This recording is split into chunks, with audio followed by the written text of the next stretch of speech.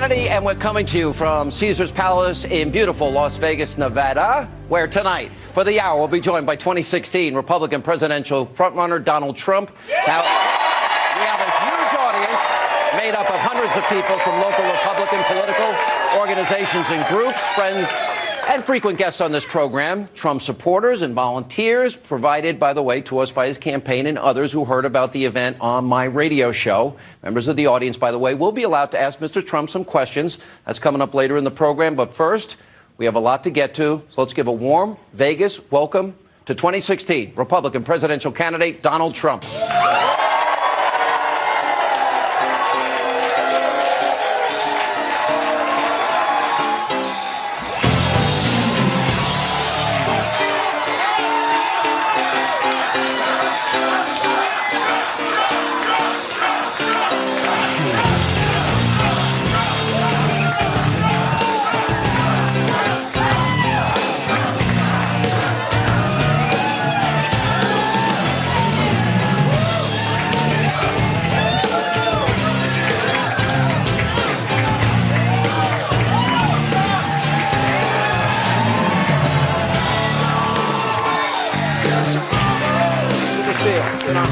Have a seat. Great guy. You are a great guy. This is a very enthusiastic crowd. Boy, this is some crowd. Right.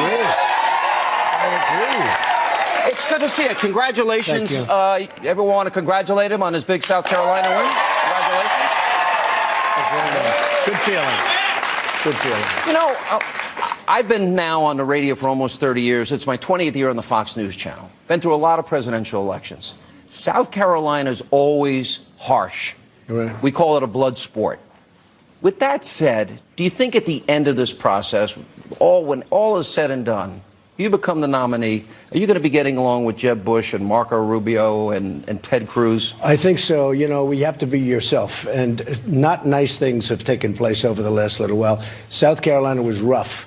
I was having commercials made about myself. That wasn't me. I don't mind bad commercials, but at least, you know, let it be bad. I have one being made right now in Las Vegas, and it's on, right? You see it? Having to do with federal land. What do I have to do with federal land? And then a cruise commercial. And he's made this thing, and it's like, you know, where do they come up with these ideas? Although he just fired his guy, so maybe that'll be the end of it. Yeah. They've got to be truthful. It's a little bit hard. You know, I'm not a politician, and it's a little bit hard for me to say that I can totally forgive all of the lies and misrepresentations made. Now, I know that's not very nice, and people would say, oh, you have to give and you have to forget. Great real estate guy over there, by the way. Yeah. My son loves him. My son, right? Bob Massey, by the way. Bob is great. Yeah. Bob is great. You see who's sitting next to him? The #1 show on the Strip, that's Terry Fader. Yeah, very good. Good group over here. Can I... So the answer is yes, but it'll take a little time, right? And healing will take place. It'll be fine. Do you ever think now that this is going to happen? If we look at the polls for Super Tuesday, now you have a big lead here right. in Nevada. Got to keep it honest. We got to keep it Nevada, honest. sorry. We've been fighting Nevada. You have a big lead here. It's a hard time with that word. Yeah, I do. You're winning in 10 of 14 of the Super Tuesday SEC primary states. Do you feel confident going in? I do. I feel great. I mean, so many of the polls, and the polls were so good. If you look at, no matter where you look, New Hampshire, we had a great poll, and we actually outperformed, as you would call it, outperformed the poll.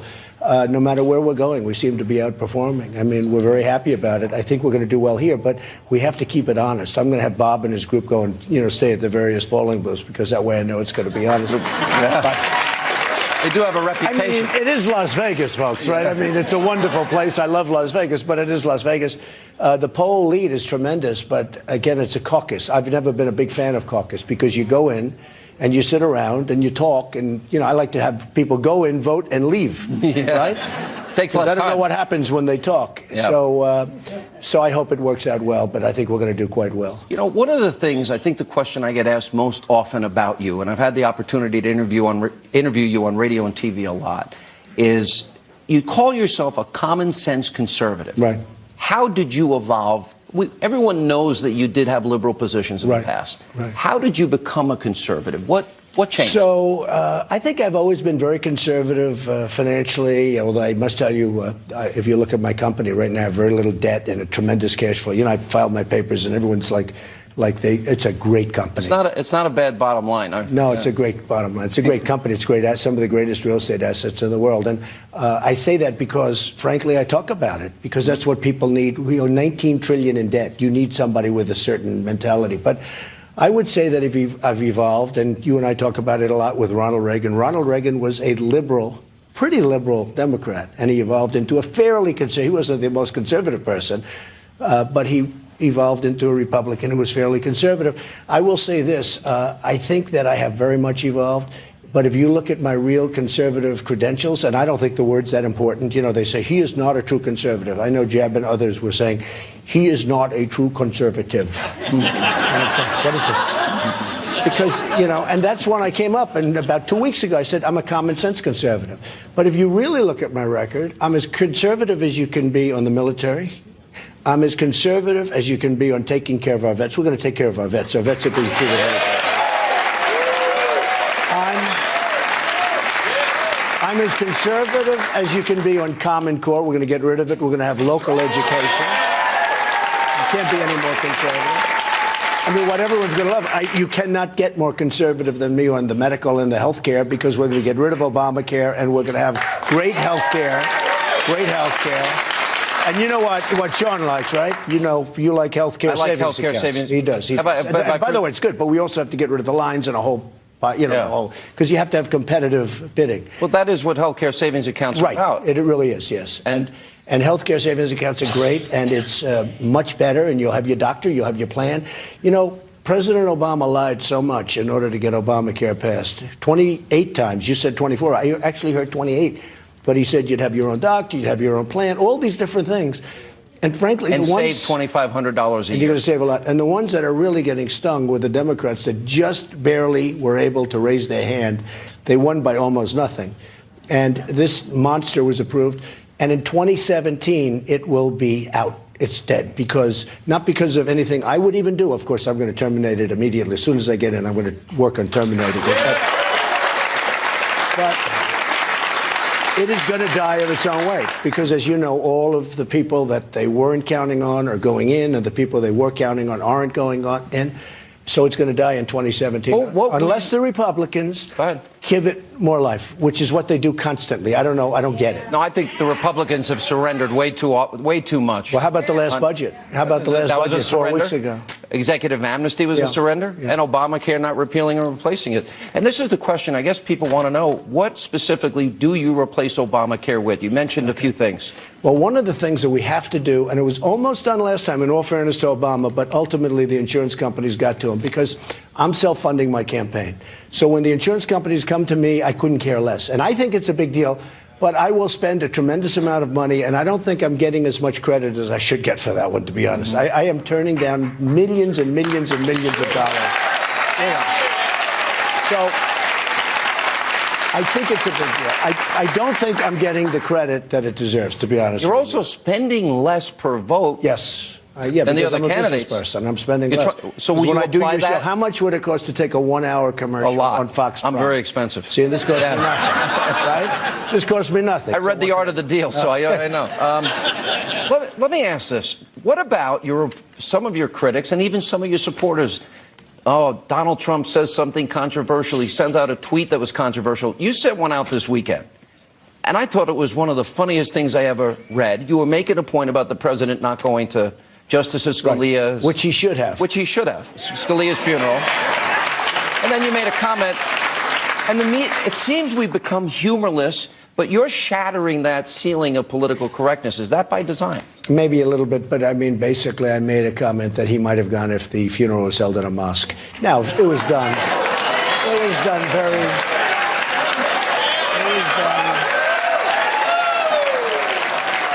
It was done from a common sense, it was done for fun. But, and it was a question mark. Of course, I'd only put a question mark because I'd never make it as a statement. Yeah. But, and it did get a lot of people thought it was very funny. It was meant to be cute. But the truth is, he should have been at that funeral. That's a funeral that he should have been. I mean, here we are where he's trying to push somebody. And I don't blame him for that. He should try, but the Republicans absolutely shouldn't let it happen. Hold the line. And I'll tell you what I don't like. I mean, the first day they said, absolutely not, and here we go again. Because the second day they say, well, there was a minor chance that we could work it. And all of a sudden, and now I see it coming. I predicted that was coming, too. Obama is a terrible negotiator with everything except when it comes to negotiating with the Republicans. He gets everything he wants. It's true. That's a good point. Look at the Iran deal. I mean, the Iran deal is one of the worst deals I've ever seen in my life negotiated. $150 billion. We get nothing. We get nothing out of that deal. How do you prevent the Iranians from getting a nuclear weapon? Knowing that they already have the $150 billion, they're spinning their centrifuges, they have a deal that they get 24 days notice. You become president, you suspect that they're trying to build nuclear weapons, they're hiding it from the world. What action? Well, for one thing, you have to rely on Israel a little bit because they know more what's going on over there than we know. And, you know, I have so many friends, Jewish friends, and they've supported Obama. They are so disgusted. They can't understand what happened, what went wrong. I think that President Obama has been the worst thing that's ever happened, Sean, to Israel. The worst thing. I don't understand. Well, let me follow up because and Netanyahu is a good guy. Yet, I mean, I have never seen. He was so stressed. He couldn't make his point.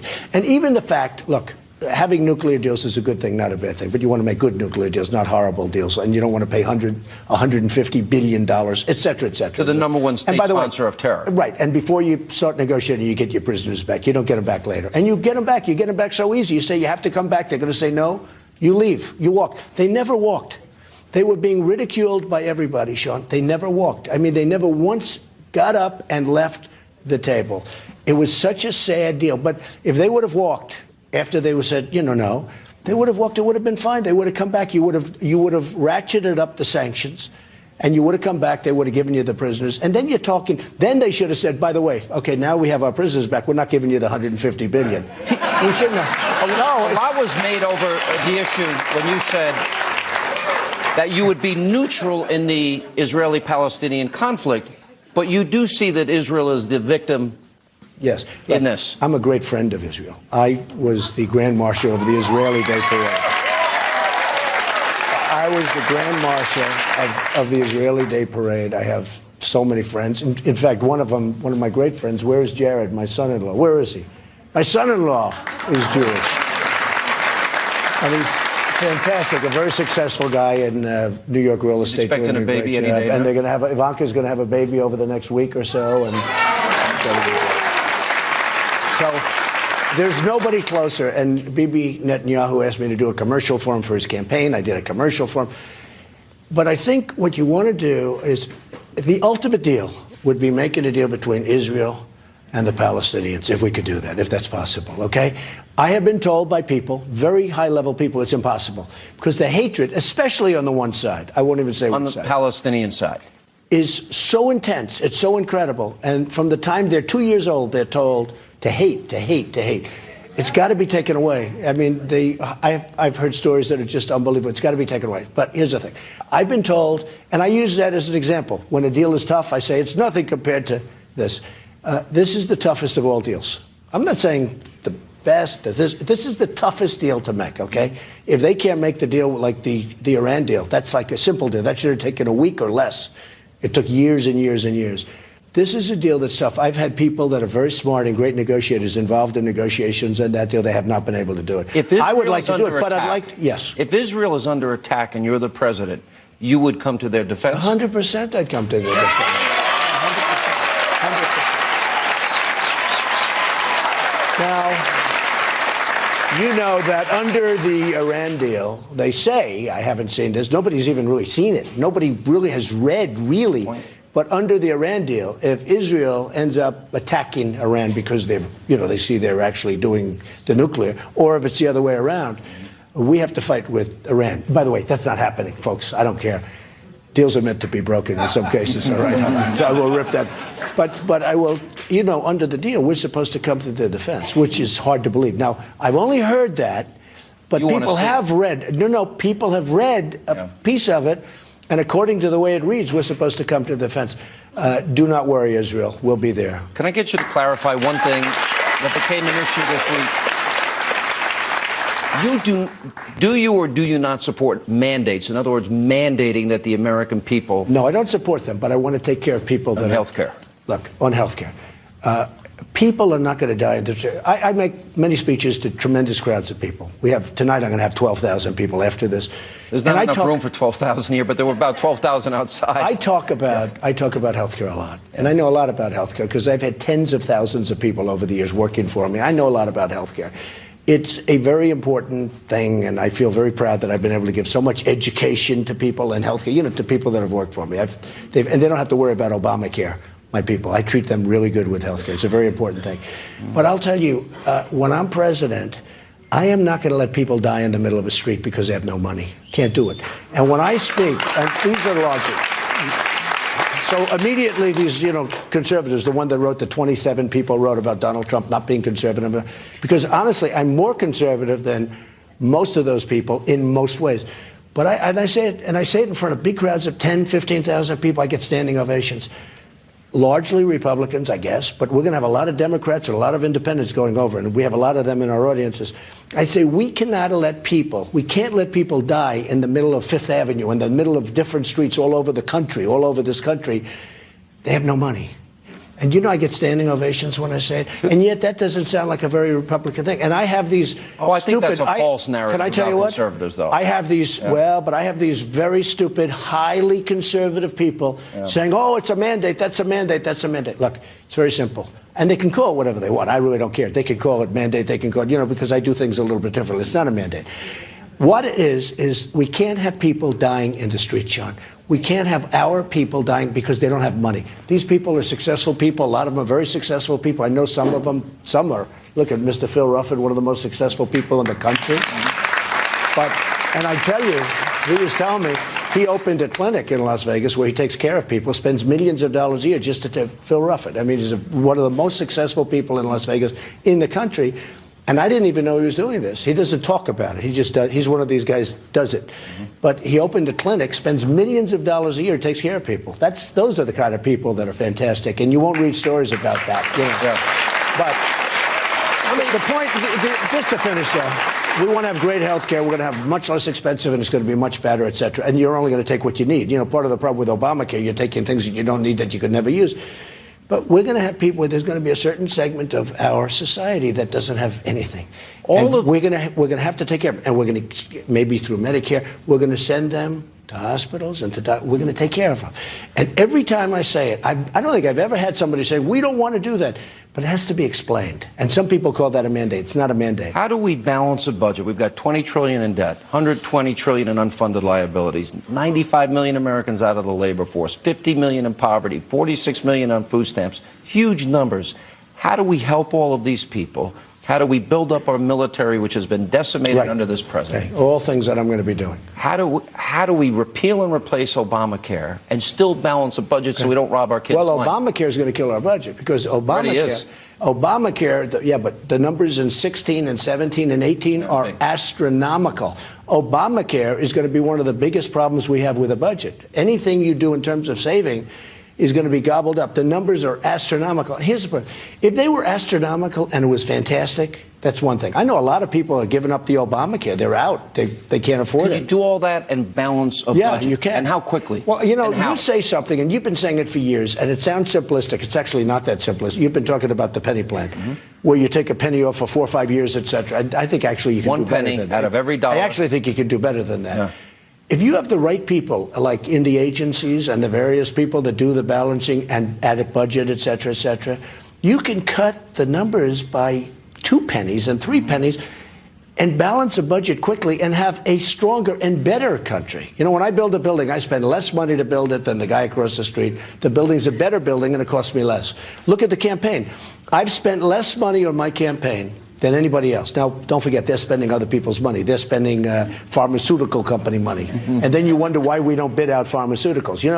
If we bid out pharmaceuticals in this country, we don't bid out pharmaceuticals. We don't bid out drugs. We don't bid out anything. We're the largest purchaser of drugs in the world. We don't bid it out.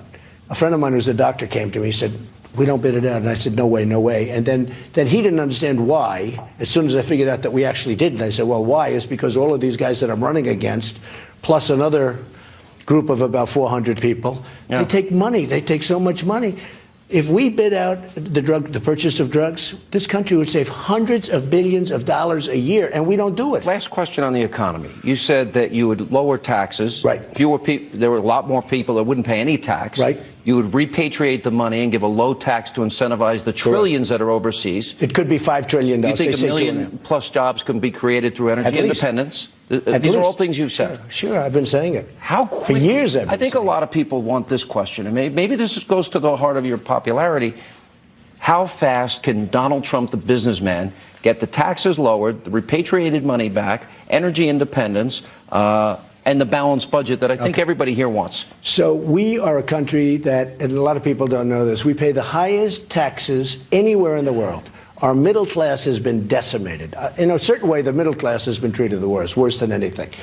Our middle class taxes are going way down. The system is going to be much simpler. You know, we're not going to use H&R Block asking for a lot of money to do your tax return because nobody can afford. Seriously, that's one company that's not going to do good business. Okay, H&R Block. No, it's going to be simplified. We're going to simplify it. We're cutting taxes for the middle class. We're cutting taxes for business. We have Pfizer just announced they're leaving the United States. It's a great company. Pfizer, so many companies are leaving the United States. Carriers, a disgraceful situation. They announced they're laying off 1,400 people. They're going to Mexico. They're going to build a plant. Now, there's only one way you're going to stop that. It was on television all over the place because somebody was using one of their famous cell phone cameras. It was all over the place on television. And you look at those 1,400 people, they were devastated. They were there for years and years, and they were devastated. The guy said, no, I'm sorry, we're folding up and we're going to go to Mexico and make carrier conditions. I said, there's only one way of solving that problem. Now, the conservatives would say, oh, he's not a free trader. I'm a great free trader, but it has to be smart trade and fair trade. You say to them, enjoy your stay in Mexico, but every air conditioner you make that comes into this country, you're going to pay a 35% tax. And you know what's going to happen? They're not moving. And honestly, the politicians, they want to do legislation because they know it's a problem. We're losing a lot of our companies. They're leaving. They're leaving. They're leaving for a number of reasons. Taxes are too high, certain conditions they don't like, okay? And they're also leaving because they have a lot of money outside of the country. They can't get the money. They're leaving to get money. In other words, they're leaving actually because they can't bring money into this country. You actually told me backstage something that you want to try and save Carrier from shutting down that plant and losing those jobs, and you want to do you're expressing to me you want the thought of those people losing their jobs. Well, I think what I'm going to do is I'm going to write them a letter saying if I win, I'm going to make sure that you're going to pay a big tax when you sell air conditioners in the United States. I don't care if they move from a location. I don't even care if they move from the city, wherever they may be, etc. They got to stay in the United States. If they want to move to New Hampshire, which treated me very well also, by the way, New Hampshire, they started the ball rolling, right? They started the ball. I mean, South Carolina, New Hampshire, it's been so amazing. I meet the people. One thing that has happened during this run, I get so many people. I've learned how great the people of this country are. We have great people. And so when I say we really have amazing people. So when I say, and I've always said, make America, we're going to make America great again, I add now, better than ever before. I think we have the potential to make it better than ever before. And what I want to see is I want to see Apple Computer making their Apples and their iPhones and all of the things that they make in this country instead of in China. All right, stay right there. When we come back, we'll have more with 2016 Republican presidential candidate Donald Trump. And in a few minutes, some of the members of this audience, they'll get a chance to ask Mr. Trump a couple of questions as we continue from beautiful Caesars Hotel, Caesars Palace in Las Vegas. Straight ahead.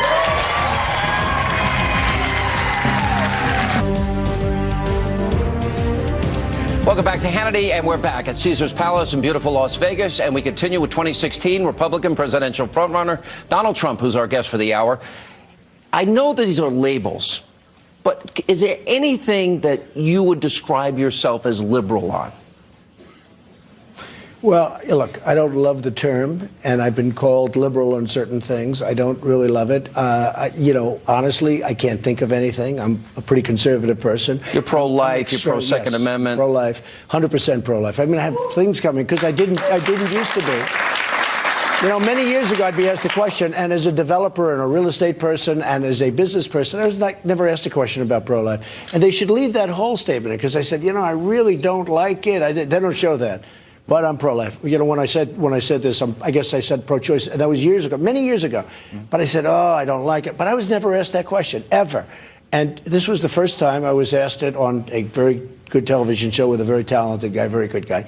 But he asked me the question. I said, I've never been asked that question before. But if you see the way I asked, you know, the way I answered that question, you'd understand. But I've seen things happen over the years, and it made me very strongly pro-life. And I think, you know, I've told you the story where a friend of mine, two people that I know very well, they were going to have a child, and one of them did not want the child under any circumstances, and they fought and fought, actually almost lost their marriage. They had the child, and the child is a superstar. Turned out to be a total superstar. And that changed your mind? It changed my mind, and there have been other things, but it changed my mind. And you're pro-traditional marriage? Yes, I am. I know a lot's been made over... You said good things about Planned Parenthood, but people, I guess they missed the interviews you've done with me. No, they didn't. No, you know what happened? They don't want to put it down. Look. Because you said you would not fund Planned Parenthood. We have to be realistic. I know people having to do with Planned Parenthood. I know women that are, you know, that use Planned Parenthood. They do certain things properly. Cervical cancer, lots of different things. But I would defund it if they're going to do the abortions. And I said that to people. If they continue abortions, no. They serve they have millions of women who need service. You know, they talked about women's health care issues, and I said I'm going to help women. They're set up to help millions of women, but I would defund if they do abortion. Let's talk about if you get the nomination. A big part of being a president, I've been to Trump Towers many times. I see how your operation works. I wonder in my mind how that would translate if you become the president. Who are people off the top of your head that you would want to surround yourself with on important issues like national security, homeland security, the economy? Okay, so first of all, we have so many different elements. We have trade. I'll be so good on trade. You know, when I first announced on June 16th, I came down the escalator with Melania, and it was really a nice thing, but it takes guts to run for president. It takes a lot of courage. I think you described it pretty well the other night. It's brutal. It's hard. Oh, it's brutal. And then everybody lies. I've never seen liars like this. The people, these politicians, no, they're incredible. I'm telling you, just today I saw an ad about myself in federal lands. What do I have to do with federal lands? And it makes me like the worst person in the world. The Ted Cruz scam ad again. You know, this guy's the worst. He's one of the great liars of all time. I know you like him, but he's a serious liar. But I'm allowed to say it. Well, Rubio said the same thing. See, Rubio gave me cover, because during the debate, he looked over, he says, you're a liar. I said, great, now I can say it too. Because you never see politicians doing that. I've never seen that before, and I've dealt with a lot of politicians.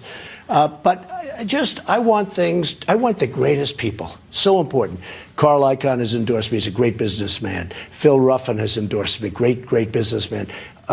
When you put people like this, like I'll say to Carl, I want you to watch over trade with China.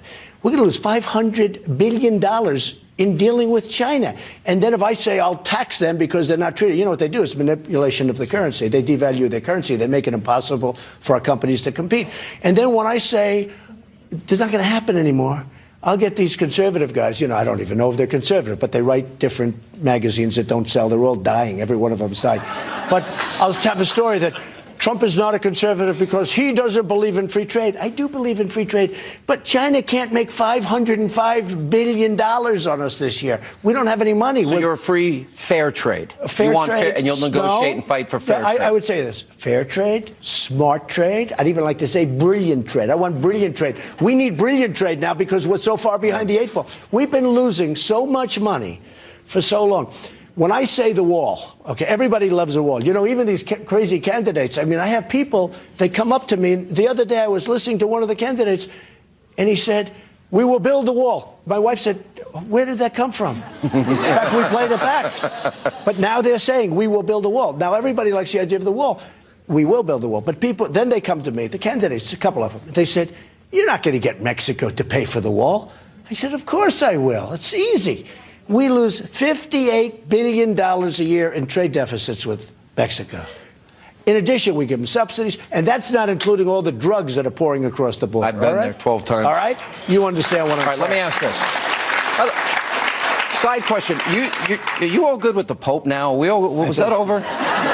I'll tell you, I was raised because we're ready to go to vote, right? Yeah. In South Carolina, we're all ready and everybody's enthusiastic. And it's like 15 hours before the polls open. And I'm driving, I'm getting ready to make a speech. And Corey and Hope come to see me. They say, we have a problem. What? The Pope. I said, what? The Pope. I'd never heard of this problem. In one way I was honored, and another, I said, just tell me, did he say good or bad?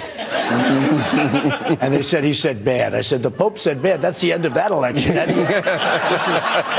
is bad news. So anyway, it turned out that, Mexico, and by the way, I have a lot of respect for Mexico. I respect their leaders. Their leaders are much smarter and sharper. But you're good now. But you're going to build this wall, and that's how quickly will that wall be built? What happened, though, the leaders in Mexico said Trump is not allowing people over the border. They don't talk about the crime. They don't talk about all of the economic problems that we have. Tremendous crime. The crime turned out to be far greater than even I said at my opening remarks. So we're gonna have borders. Bottom line, we're gonna have the wall, but we're gonna have borders. We're gonna have very strong borders. And people are gonna come into the country, Sean, but they're gonna come in legally. They're gonna go through a process and they're gonna come in legally. Otherwise, we don't have a country. You said you believe at this point in the race that it is going to be Hillary Clinton. If you're the nominee, do you view her as a formidable opponent, somebody that's tough? I would love to run against her. And I'll Why? tell you why. She's so badly flawed. First of all, she shouldn't be allowed. She shouldn't be allowed. I'd also love to run against a socialist/communist. Okay, that would help. I don't think our country is ready for communism. I sort of like that. When you say 97% tax in order to take care of these things, and by the way, then you wouldn't have enough either. So nobody will have anything at that point. But okay, we're not ready for it. So I've done very well in the polls. You've seen a recent Fox poll. A Q poll just came out where I was ahead of her by a pretty good margin, and I haven't started on her. USA Today. I haven't. Are you planning soon? No, honestly, no. I'm focusing on. I still have. We have 5 left total, and I started off with 17. I was attacked viciously by many people, and those people all went poing. They went down. No, if you look at it, I was attacked by people. I'm saying, what happened? What did I do? And then I, of course, attacked back. And, a lot of people went down. Every single person so far, I'm very proud of this record. Wouldn't this be good to have for the United States? Every person that's attacked me has gone down. Yeah. We got to take a break. We'll come back as we continue from Caesar's Palace in beautiful Vegas. More with Donald Trump, and our audience will ask some questions when we come back.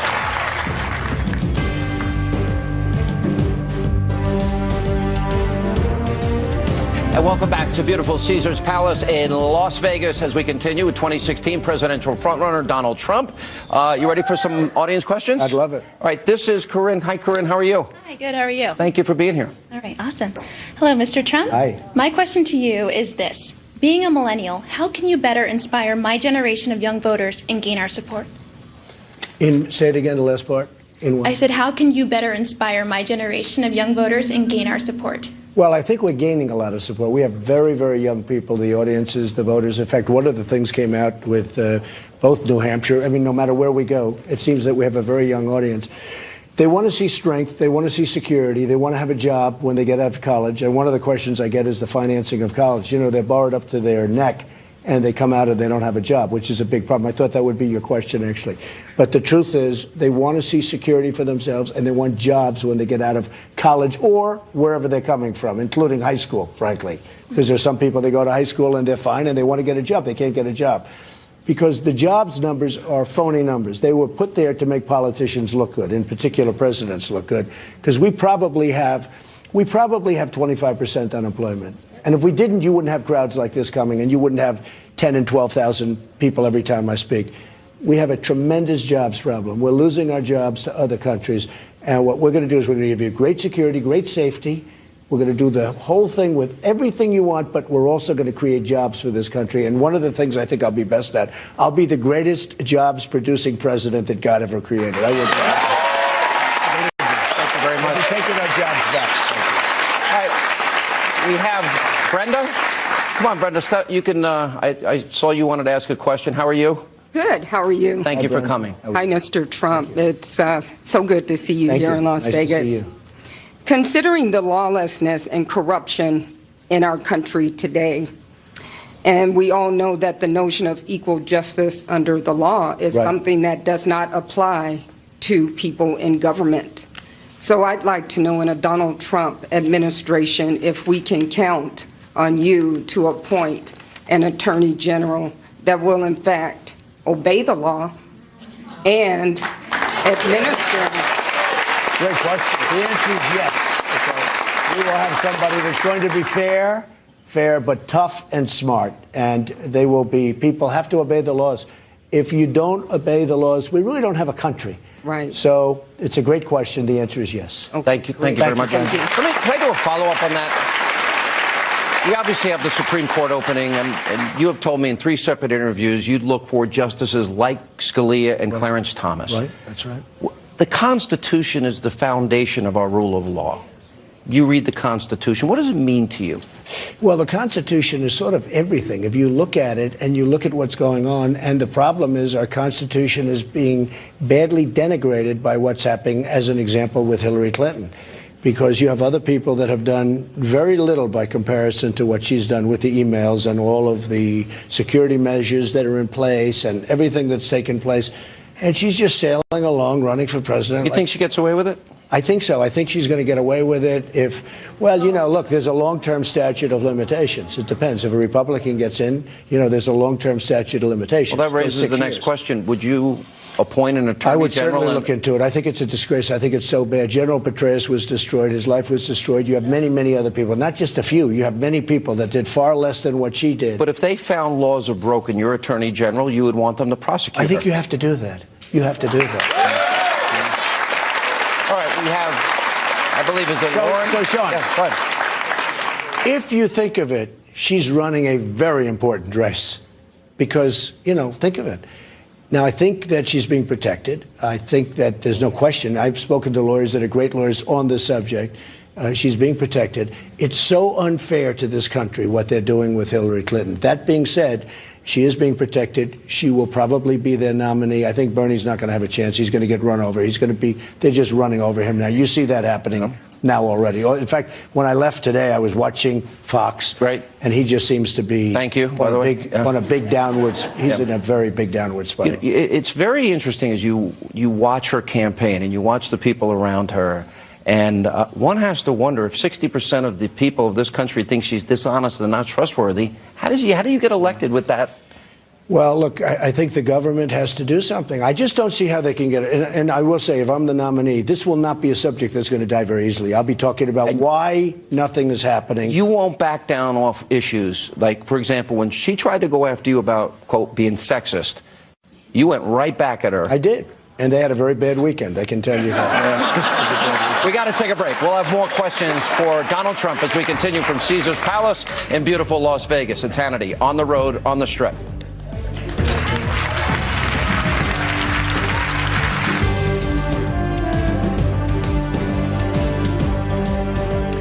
And welcome back to Hannity's. We continue from Caesar's Palace in beautiful Las Vegas. We continue with 2016 presidential frontrunner Donald Trump. Before we get to our next question, we were talking during the break about Hillary Clinton, and if a Republican wins, if you win, you'll have an attorney general. The statute of limitations will not have passed. 6 years, actually. Well, look, you have no choice. I mean, we have to solve all sorts of problems, and fairness is you have to look into that. Now, maybe she can prove her innocence, but it just seems to me that I think the public knows everything that they're going to know. You know, the emails have come out, and she seems to be guilty. But you know what? I wouldn't even say that. But certainly it has to be looked at. If a Republican wins, if I'm winning, certainly you will look at that as being fair to everyone else. So unfair to the people that have been prosecuted over the years for doing much less than she did. So she's being protected. But if I win, certainly it's something. So you think she's running for her own survival? I think she's running a very important race, the most important race of her life before. And not just because it's president. I mean, she's running a very important race. I'll bet you that Barack Obama would pardon her before he leaves. Let's get back to our I didn't say I would pardon her. No, come on. I agree with Mr. Trump on this. All right, Lauren. It's Lauren? Lauren, yeah. How are you? Welcome. I'm very well, thank you. Thank you. Thanks for coming. What's your question?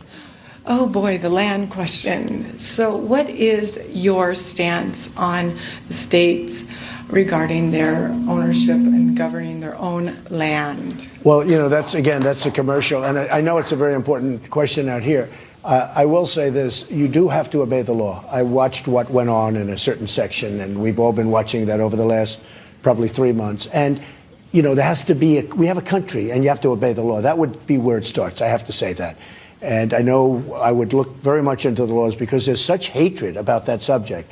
The level of, and probably you might be on the, a certain side of that. Sean, there is such hatred having to do with the federal control of land. So I would look at it very strongly. What would you like the next president to do regarding this? Look into it as best he can. I don't know everything about it. I just see what's going on. But what side are you on? What side are you on? Do you have an opinion? Would you like the states to have more control? Yes. Yeah, absolutely. Is that the answer? I mean, absolutely. The states have more. The states definitely have more So people seem to control. want to. And I know what's going on with the horses. I've lived here my whole life. I have 3 horses. I mean, it's, yes, states, definitely. I live in New York City. I have no horses. No, I actually live outside the city. All right, thank you so much, Lauren. Bethany, where's Bethany? Hi, Bethany. Come on. You want to ask a question, too? Hi. Hi, thank you for taking my question. Thank you. So coming out of college, I had close to $30,000 in student loan debt. And I know you said you plan to get rid of Common Core education. But beyond that, what are your plans to make college more affordable? You got to do something with the cost of colleges. Now, what's happening is you're a conduit for government to give money to you, to give to the college, and the colleges, their costs are going up by a factor that's faster than anything else practically is going up. Mm-hmm. People are making phenomenal salaries at the top. Our professors, our teachers, we have to take care of them. It's very important. I mean, to me, it's so important. But you look at how the costs have escalated for colleges, and all they're doing is the students essentially are giving them the money, and you're borrowing too much money. I'm going to look into that very strongly, and we have to do something to help the students. Sean, I get this question more than any other question I get. It's so These high. students are absolutely, they have it up to their neck. They're not able to function. Mm-hmm. And then in many cases, on top of everything else, they can't get a job. And you need a degree We're gonna do to get something. doors open. Okay. Okay. All right, we got to take a break. Our final moments with Donald Trump as we continue from Caesars Palace in beautiful Las Vegas. It's Hannity on the Strip.